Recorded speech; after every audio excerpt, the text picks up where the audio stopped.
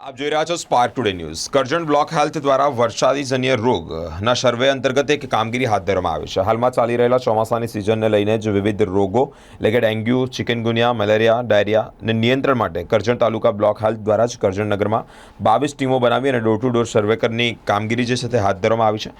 આરોગ્ય ટીમ દ્વારા નગરમાં વરસાદી પાણી ના ભરાય અને જ્યાં જંતુઓ છે અને આ જંતુઓ પર દવાનો છંટકાવ થાય તે અંતર્ગત ક્લોરિન પીવાના પાણીમાં ક્લોરિનની ટેબ્લેટ નાખવામાં આવી રહી છે.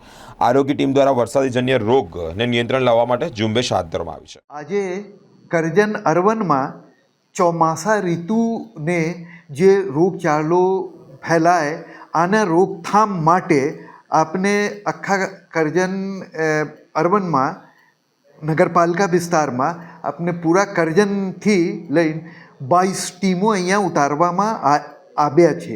આ ટીમોની મેમ્બર ચોમાસા ઋતુમાં જે તાવના સર્વે, મલેરિયા, ડેન્ગુ આ સબ રોકથામ માટે, ડાયરિયાની કેસ રોકવા માટે એને કેસની સર્વેલન્સ કરે છે.